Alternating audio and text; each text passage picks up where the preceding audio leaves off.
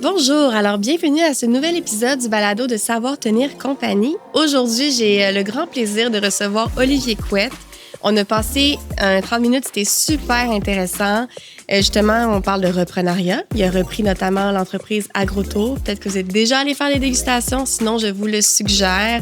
Il me parle aussi de justement les critères à considérer quand on se lance dans le monde du reprenariat. Il nous parle de son parcours aussi atypique, mais super intéressant dans comment il s'est lancé là-dedans, comment il a fait. Récemment, nous président de la Jeune Chambre de commerce pour l'année qui s'en vient. Et il a également été élu coup de cœur du public par le regroupement des jeunes chambres l'année dernière. Bref, vous allez adorer, ça va être un super bon épisode et je vous souhaite une très belle écoute.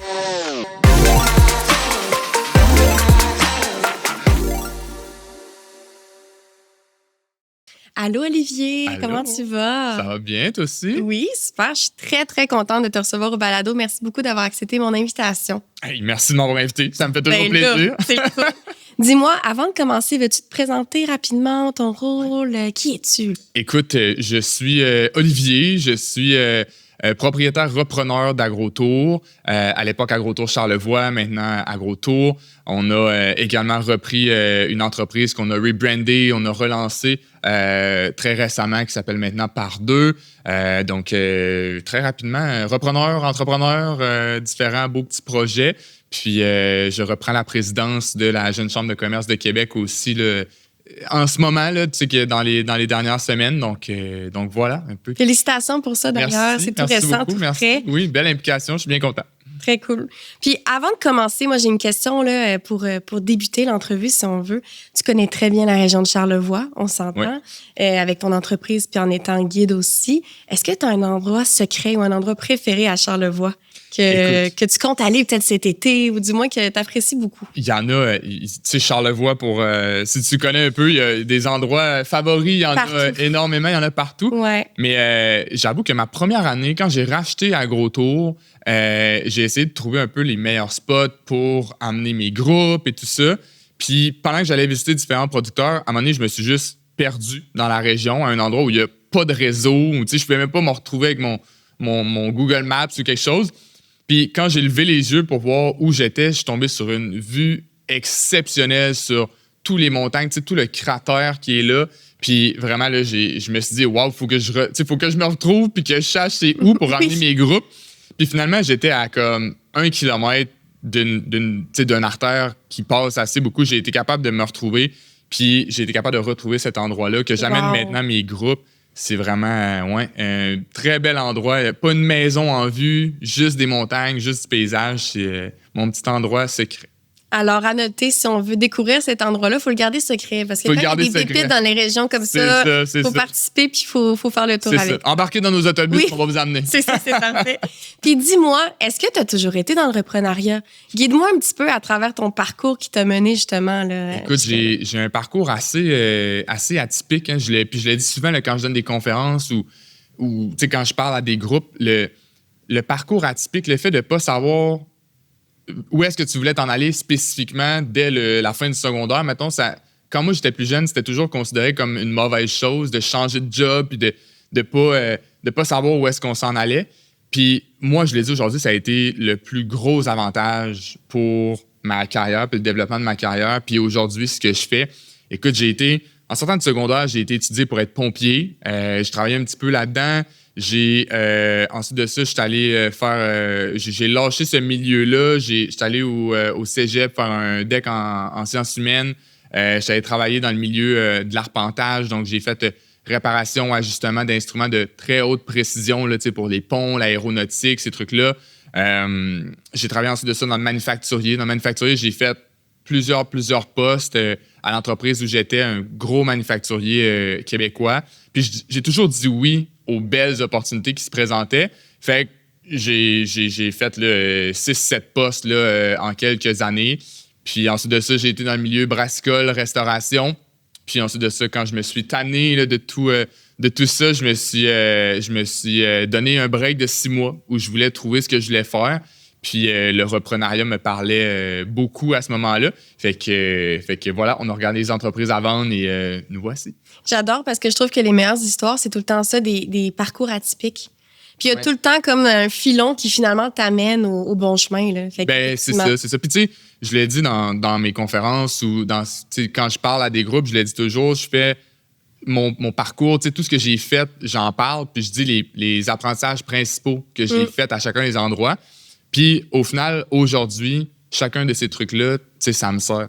Entre autres, dans le milieu pompier, c'était beaucoup, tu sais, suivre les méthodologies, les procédures, réfléchir, tu sais, de pas agir, tu sais, ne pas réagir, mais plutôt agir. Puis dans l'arpentage, c'était autre chose, la préparation de la job. Dans brassicole, c'était d'autres choses, suivre des recettes, des méthodologies. Fait que, tu sais, tout ça, j'étais allé chercher des petites pépites un peu partout dans les différentes industries qui, aujourd'hui, me permettent de vraiment croître des belles entreprises de la bonne façon, sans trop m'éreinter puis me brûler. Fait que, ouais. C'est super intéressant. Puis justement, qu'est-ce qui t'a amené à aller vers le reprenariat plutôt que de te lancer en entreprise? Est-ce que tu as touché aux deux? Est-ce que tu as dit j'ai envie de reprendre une entreprise? Comment ça s'est passé? Quand j'étais dans le manufacturier, moi, j'étais principalement au niveau qualité puis au niveau amélioration continue dans le manufacturier. Puis j'ai développé vraiment une expertise dans le manufacturier pour ça, dans l'entreprise dans laquelle j'évoluais. Tu sais, c'est vraiment... J'étais devenu une certaine référence, si tu veux, au niveau qualité puis au niveau amélioration continue. Puis, dans le réseau dans lequel j'évoluais de petits entrepreneurs, des PME, des TPE, on venait souvent à me poser des questions. Qu'est-ce que tu ferais pour améliorer telle affaire? Nanana. Fait que j'ai démarré ma première entreprise, qui est une entreprise de conseil. Là, on parle pré-pandémie, le mot qu'il ne faut plus dire, mais pré-pandémie, j'ai démarré cette entreprise-là. Puis, ça, on l'a développé, si tu veux, là, pendant 2 ans. Mais le démarrage, c'est tellement de travail, de partir de zéro avec du monde. Le monde ne te connaisse pas, ils ne connaissent pas tes services et tout ça. Ça a été énormément de travail. Puis là, pandémie arrive, les opérations de cette entreprise-là ne peuvent plus exister. Fait qu'on arrête cette entreprise-là, puis on continue le volet employé dans différentes organisations. Puis quand est revenu le temps de retourner vers l'entrepreneuriat, le reprenariat, là, je me suis dit, je veux plus partir de zéro, pour passer 1 an ou 2 à bâtir quelque chose sans avoir de certitude. Fait que je vais regarder les entreprises qui sont déjà existantes, qui peuvent être mises en vente ou que les gens pourraient être intéressés à vendre.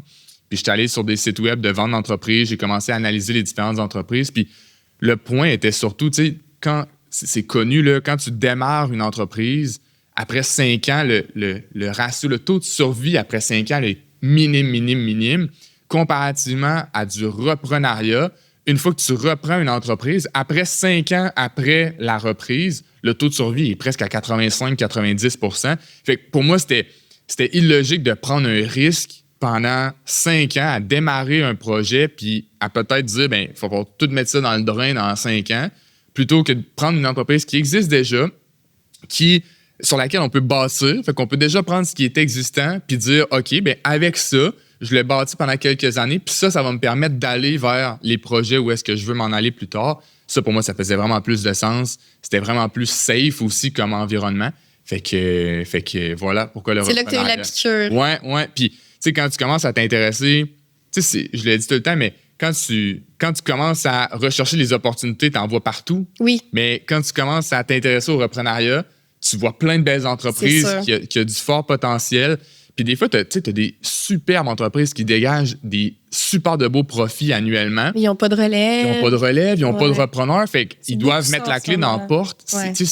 Je voyais ça comme, c'est une perte économique pour le Québec qui est vraiment désastreuse. Ouais. Puis de plus en plus les années avancent, plus les cédants, plus les personnes qui vont vouloir vendre leur entreprise, ils arrivent de plus en plus à un âge où faire une transition de relève de 3, 4, 5 ans, ça devient un enjeu. Fait qu'il y a de plus en plus de belles opportunités qui arrivent, de belles entreprises, à des prix vraiment alléchants, puis à des programmes de relève, programmes d'acquisition qui sont de plus en plus intéressants. Puis, quand j'ai acheté AgroTour, il y a un peu moins de 4 ans maintenant, le mot reprenariat, là, personne n'avait entendu ça pratiquement. Ça, aujourd'hui, c'est sur les lèvres de tout le monde. Tous les partis politiques, tous les gouvernements, toutes les communautés d'affaires parlent de reprenariat puis mettent de l'avant ça parce que tout le monde a compris, en tout cas, la majorité des gens au Québec ont compris que c'est l'opportunité d'aujourd'hui, c'est le reprenariat. comme l'était l'immobilier dans les années 90 pour nos parents. Aujourd'hui, moi, je pense que l'opportunité pour notre génération, c'est vraiment ça, c'est le reprenariat. Puis t'as mis le doigt sur quelque chose d'intéressant. Tu parles de justement la transition aussi qui peut se faire. Tu sais, on pense que des fois, reprenariat, on va être livré à nous-mêmes, mais pas du tout. En fait, ça dépend aussi de comment tu veux intégrer l'entreprise. Exact, c'est ça. Tu sais, il y a tellement... J'en connais plusieurs maintenant, des repreneurs, puis tout le monde a son histoire différente. Tu sais, il y en a que c'est des relèves familiales. Ils sont dans l'entreprise depuis qu'ils ont l'âge de travailler. Là, tu sais, ils travaillaient dans le cour à bois, ils avaient 10-12 ans, puis là, ben, ils reprennent l'entreprise. Il y en a qui arrivent sur le fly, qui vont reprendre une entreprise parce qu'ils la trouvent belle, puis ils ont des liquidités, puis plutôt que de le mettre dans un compte en bourse, ils vont le mettre sur une entreprise. Tu as plein de belles histoires de reprenariat, puis ça se fait sur différentes périodes. Tu sais, moi, à Gros Tour, c'était une très petite entreprise. Il n'y avait pas d'employés, il n'y avait pas d'immobilisation, très peu d'actifs. C'était une entreprise avec très peu de coûts fixes. Fait que, tu sais, la transition, la transaction a été très facile, très rapide. La vendeuse de qui j'ai acheté, on s'est parlé avant pour la vérification diligente, mais une fois que les papiers ont été signés puis que j'étais propriétaire, on s'est très peu parlé. Il n'y avait pas de transmission de savoir à faire énormément. Je repartais de ce qui existait, puis là, je le bâtissais. Mais des fois, il y en a que ça va prendre plusieurs années, voire une décennie, avant de pouvoir vraiment reprendre une belle entreprise. Mais c'est en fonction de qui t'es, qu'est-ce que tu veux, à quel point tu es sécuritaire avec le risque que tu prends. Puis, c'est des fits, ton plan. Des coups de cœur. Puis justement, parlons-en. Comment tu as découvert, en fait, AgroTour Charlevoix, qui s'appelait comme ça dans le temps? Ouais. C'est quoi un peu l'histoire, l'anecdote derrière tout ça, là? Écoute, étant donné le plus gros de ma carrière, je l'ai fait dans le milieu manufacturier. Fait que quand je regardais pour une entreprise à racheter, pour moi, c'était logique de racheter une entreprise qui avait, dans le milieu manufacturier. Puis, juste avant de voir AgroTour, j'étais dans les démarches pour faire l'acquisition d'une entreprise manufacturière qui fabriquait des jouets en plastique, principalement du moulage de jouets pour enfants en plastique. Puis là, on discutait, mais tu sais, ça avançait pas comme je voulais, puis ça a comme boité un peu. Puis c'est ça, fait que j'ai continué à regarder les différentes entreprises. Puis quand j'ai vu AgroTour Charlevoix sur le site de vente d'entreprise, j'étais allé voir un peu qu'est-ce qu'il offrait, tout ça. Puis le côté à mon père, ma blonde, du côté à son père, ils sont dans Charlevoix. Fait que j'ai dit à ma blonde, j'ai dit, quand on va aller dans Charlevoix pour ta famille, on ira faire ça. Tu sais, tout le monde en famille, une gang, ça va être le fun. On va aller manger, on va aller boire, on va aller découvrir, tu sais, on va avoir du fun. Puis ma blonde, du tac au tac, elle m'a dit, Oli, c'est l'entreprise pour toi, arrête de chercher, il faut que tu achètes ça. Là, j'étais comme, mais voyons, Lindsay, tu comprends pas, là, je peux pas, j'ai jamais travaillé là-dedans, je connais pas l'industrie, je suis allé dans Charlevoix genre 5 fois dans ma vie, tu sais, je peux pas acheter une business là-bas puis guider du monde dans Charlevoix, ça n'a pas rapport. Puis là, ma blonde, ça fait longtemps qu'on est ensemble depuis le secondaire, elle me connaît vraiment bien. Elle m'a dit, non, Oli, tu comprends pas, là. Ta job, t'auras pas une job. Ce que tu vas faire au quotidien, c'est rencontrer du nouveau monde puis les amener à avoir du fun avec toi. Ça va être ça ta job. C'est toi, tu sais. Fait que là, j'étais comme, OK, ouais, ça me parle quand même, tu sais. Fait que ça a été, écoute, ça a pris... ce que je te dis là, ça a pris, mettons, 15-20 minutes. Ma blonde m'avait convaincu. J'ai appelé la madame tout de suite. Puis j'ai dit, je viens de voir ton entreprise, ça me parle full, j'ai plein d'idées, je veux acheter l'entreprise. Là, la madame, elle me dit, ben là, t'arrives trop tard, on a déjà fait toute la vérification diligente avec quelqu'un, on signe les papiers là, dans 2 jours. On a notre rendez-vous chez le notaire, on signe les papiers. Là, j'étais, merde, tu sais, moi, j'étais convaincu, ça faisait 15 minutes, là. Fait que là, je dis, garde, donne-moi 24 heures, je t'envoie mon plan d'affaires, mon plan de développement, puis si t'aimes ça, on se parle, puis sinon, ben, tu iras signer, wow. Fait que là, t'avais vraiment... Il fallait que tu le fasses, là. Oui, c'est ça. Mais là, j'avais jamais fait ça. Un plan d'affaires, un plan de développement. Fait que là, ça, c'était comme en fin de soirée. Lendemain matin, à l'heure d'ouverture, je suis chez Renaud-Bré, puis j'achète le livre Un plan d'affaires pour les nuls. J'adore. Puis là, je ramène ça à la maison, je m'assis à la table de la cuisine, puis là, je rédige mon plan d'affaires. Elle dit avec le livre, là, je passe, OK, une vision, c'est ça. Achetez ça, gang. C'est un bon livre. Ah, vraiment. Fait que je l'ai encore chez nous dans la cave. Puis, tu sais, là, j'ai fait tout mon plan d'affaires puis mon plan de développement. Fait que où est-ce que je voulais emmener l'entreprise dans 5 ans, puis comment j'allais m'y prendre étape par étape pour me rendre là. Écoute, ça m'a pris plus que 12 heures. J'ai juste fait ça de la journée. Puis, j'ai envoyé ça par courriel à Maryse, qui vendait l'entreprise. Puis, le lendemain matin, elle m'avait envoyé un courriel, puis elle me disait « Oli, faut qu'on se parle. » Fait que là, je l'appelle, je savais pas trop, tu sais, je l'avais-tu insulté, quelque chose, j'avais-tu pas vu des affaires? Puis elle m'a dit, écoute, j'ai vraiment aimé ton plan d'affaires. Elle dit, je veux je veux te vendre, je vais annuler ma transaction avec l'autre madame, je veux te vendre. Wow. Fait que finalement, elle a annulé sa transaction avec l'autre dame. On a recommencé tout le processus ensemble de vérification diligente. Puis après quelques mois, ça s'est signé. Voilà. Félicitations! C'est vraiment une belle histoire. Ouais. C'est vraiment cool. Puis justement, quand t'es arrivé, est-ce que toi, t'as dit, on conserve les bases ou justement, on change plein de choses puis c'est parti, j'amène déjà ma vision? Ben, écoute, tu sais, moi, elle, d'emblée, ne vivait pas de ça. Elle recevait à peu près 200 clients par année. Elle faisait ça les fins de semaine, l'été, durant ses vacances. Puis elle avait du plaisir, mais elle ne vivait pas de ça. Elle avait son emploi. Moi, d'emblée, quand j'ai fait mon plan d'affaires, mon plan de développement, je voulais que ce soit mon emploi temps plein, puis je voulais qu'on soit ailleurs au Québec, je voulais qu'on ait des employés, puis qu'on ait une équipe. Moi, je suis quelqu'un de monde, c'est la raison pourquoi j'ai acheté à Gros Tour. Je voulais pas faire ça tout seul, puis juste être tout seul dans mon bureau, puis faire mes petites affaires, puis après ça, avoir des groupes. Fait que j'ai vraiment, en le réfléchissant, vraiment, on a réussi à monter ça. Puis là, j'ai oublié ta question. Ben non, mais je te disais justement, quand t'es arrivé, tu répondais bien, c'était de savoir, est-ce que t'as tout arrêté? Oui, c'est ça.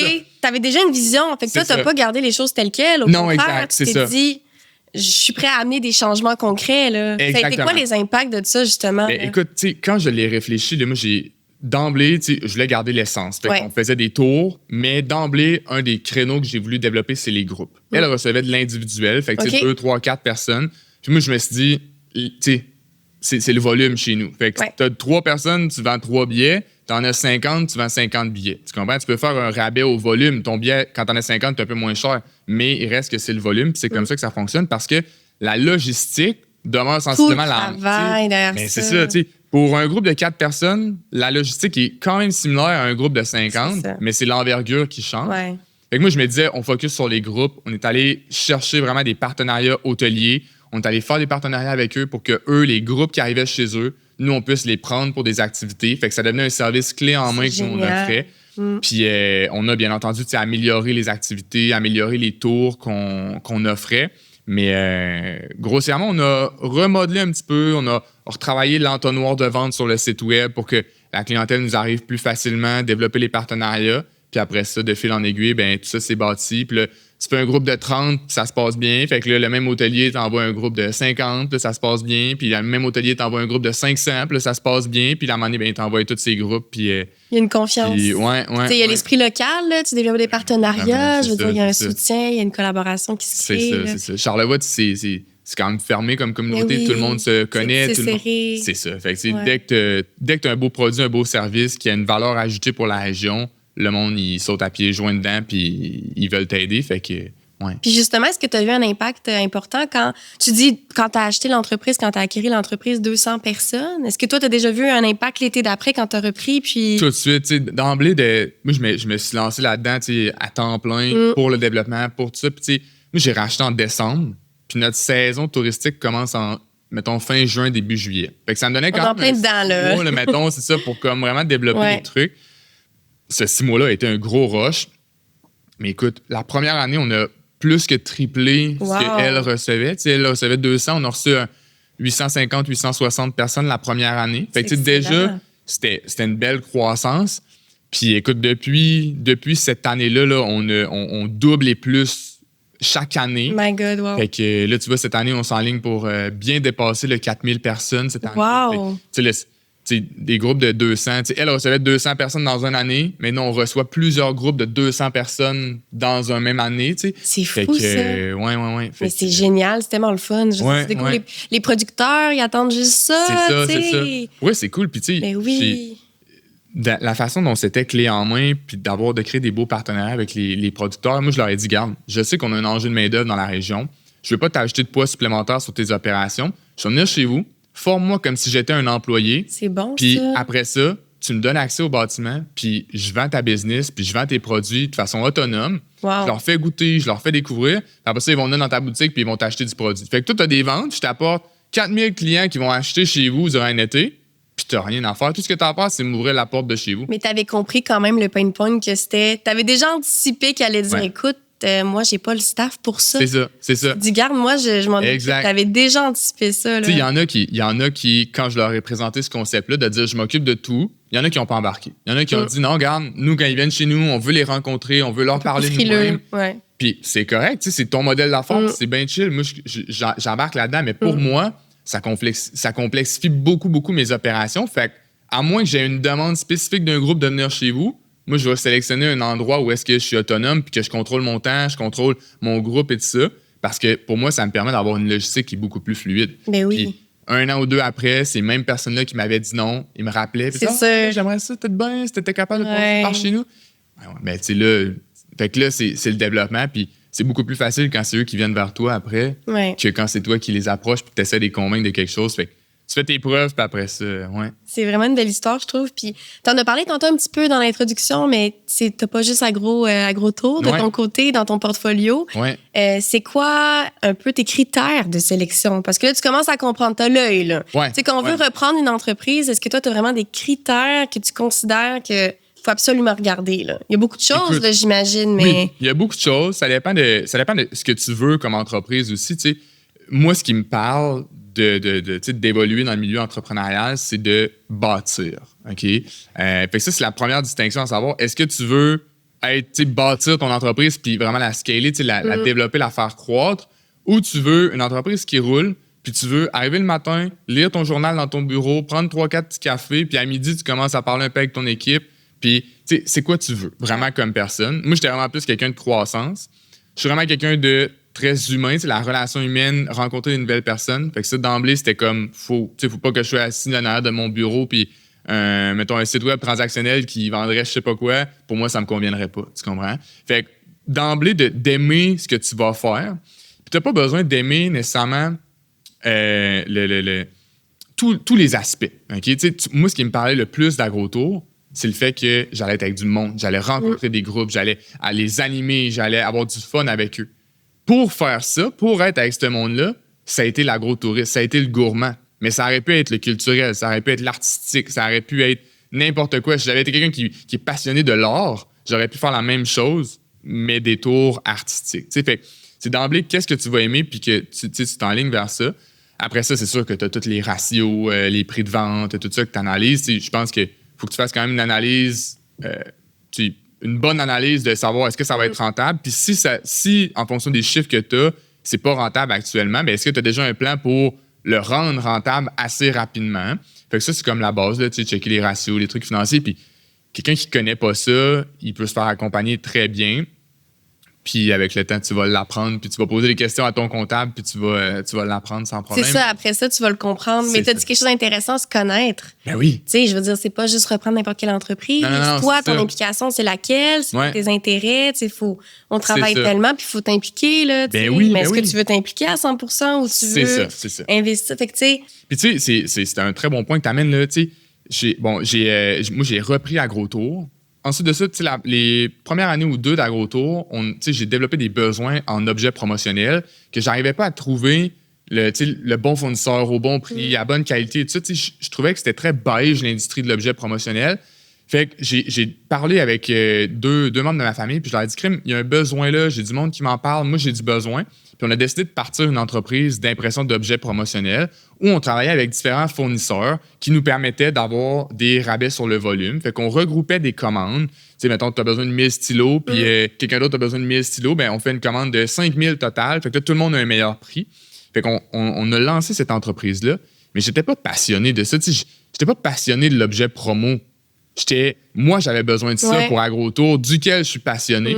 Fait que je me suis dit, OK, mais cool, on va lancer un service, ça va être facile, on va développer ça. Au fil des défis qui arrivent, au fil des complications, tout ça, tu te rends compte que tu n'as même plus envie de regarder tes courriels de ça, tu n'as même plus envie de développer ça parce que ça ne te passionne pas. Ouais. C'est juste une charge supplémentaire. Puis au final, ben, ça ne fonctionnera pas. Puis là, tu vas être obligé de mettre la clé dans la porte, tu vas être obligé de soit vendre ou de... Fait que, puis ça, c'est très galvaudé, là, comme c'est très cliché de dire ça, de dire trouve ce que tu aimes vraiment faire, trouve ta passion, va-t'en vers ça. C'est la clé. C'est la clé. Fait que, Puis dans le question contraire, les pièges à éviter dans le reprenariat, est-ce que tu as observé des choses ou peut-être des des pièges faciles à tomber dedans, là, tu sais, quand tu veux tomber dans le monde du reprenariat? Moi, j'ai toujours dit, tu sais, tout s'apprend dans la vie. Ouais. Juste avoir l'attitude qui est en lien avec ça. Ouais. Tu sais, si tu veux apprendre, tu vas être capable de l'apprendre. J'avais jamais travaillé dans le tourisme. Je connaissais rien de la région de Charlevoix. Je connaissais, tu sais, je veux dire, je suis quelqu'un qui mange dans la vie, mais tu sais, je suis pas un haut gastronome et tout ça. Fait que là, tu sais, de racheter ça, je connaissais vraiment rien là-dedans. Mais je suis quelqu'un qui adore apprendre, par exemple, puis qui apprend vite. Fait que ça, c'est ce que je voulais d'apprendre ça. Fait que ça, je dirais, c'est un piège à faire attention quand même. OK, je connais rien dans l'industrie. Donc, j'y vais pas. C'est ça. Fait que, tu sais, ça, c'est un piège de dire, je connais rien, fait que je m'embarquerai pas là-dedans. Mais si ça te parle vraiment, puis t'es vraiment passionné, puis t'as envie de l'apprendre, why not? Tu sais, vas-y, puis apprends, puis tu vas tout donner pour l'apprendre, puis pour te développer là-dedans. Puis si ça marche pas, ben crime, tu sais, l'entreprise que tu achètes est 100 000 $. Là. Si tu mets toute l'énergie que tu veux là-dedans pour apprendre, puis tu sais, puis à moins d'une extrême situation, tu ne feras pas planter qu'elle vale 0. Et si tu fais ça pendant 1 an, tu te rends compte que finalement, tu haïs vraiment ça. Tu la remets en vente, tu vends ça. C'est comme une maison. Là. Si tu achètes une maison à Lévis, tu te rends compte que tu n'es pas quelqu'un de Lévis, tu es plus quelqu'un de Québec. Tu vends ta maison à Lévis, puis tu t'en vas en acheter une à Québec. C'est pas... Moi, je le vois un peu plus comme ça. Oui, on pense que c'est tellement gros que c'est tatoué. Puis, tu sais... Un des pièges que je dirais, là, c'est de ne pas y aller. Ça aussi, c'est très cliché. Là, c'est comme...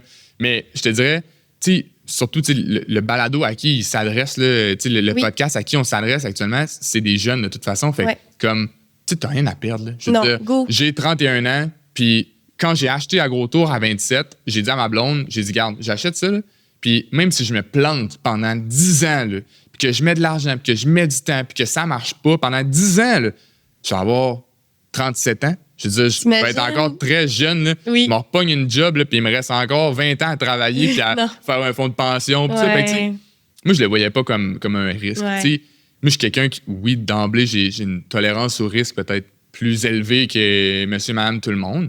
Mais pour moi, c'était pas un risque de dire j'investis dans Oli. Je sais que Oli, il y a les capacités de bâtir des relations. Il y a les capacités stratégiques de réfléchir est-ce que c'est mieux d'aller par là ou par là. Puis d'après ça, de prendre cette décision-là, puis de go, y aller, tête baissée, puis on avance dans cette direction-là. Puis le monde qui vont croire en Oli, puis le monde qui vont croire au projet, vont avancer avec moi là-dedans. Fait que ça, je pense que c'est... J'adore, ça revient. À chaque fois, le conseil, le balado, là, les gens qui sont en affaires, on a reçu la Maison Smith, même chose. Go, on connaissait rien au café. On l'a fait, on s'est lancé. C'est ça. Fait que on le fait, mais c'est ça, c'est d'avoir ce gut feeling-là, de dire je crois en moi, on y va. C'est ça. C'est vraiment une belle histoire. Quand t'es passionné, puis là, t'expliques à des groupes, on va à des endroits, les employés qui sont sur place connaissent moins de choses sur le produit que nos guides. C'est fou. Parce que nos guides sont passionnés, puis ils sont passionnés de l'entreprise, sont passionnés des produits, sont passionnés du processus de fabrication derrière. Puis ils disent des trucs à nos groupes que si ces mêmes personnes-là étaient allées juste à cet endroit-là puis avaient parlé avec un employé, l'employé aurait dit 10-20% de ce qu'on leur amène. C'est incroyable. C'est la passion. Fait que tu sais, c'est vraiment ça. C'est vraiment le fun. Puis dis-moi, écoute, le temps file, mais j'imagine, quels sont tes projets à venir? Là, tu viens nouvellement d'être élu justement président de la Jeune Chambre de commerce. Félicitations encore. Merci. Projet d'entreprise, de reprise. Qu'est-ce qui se passe de ton côté? Là, la saison estivale commence aussi pour AgroTour. Oui. Ça s'enligne une belle grosse saison.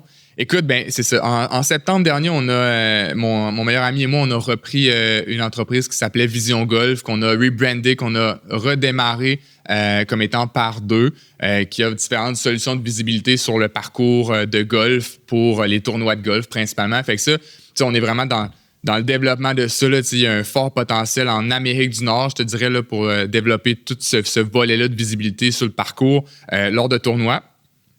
Fait qu'on est en train de vraiment développer ça.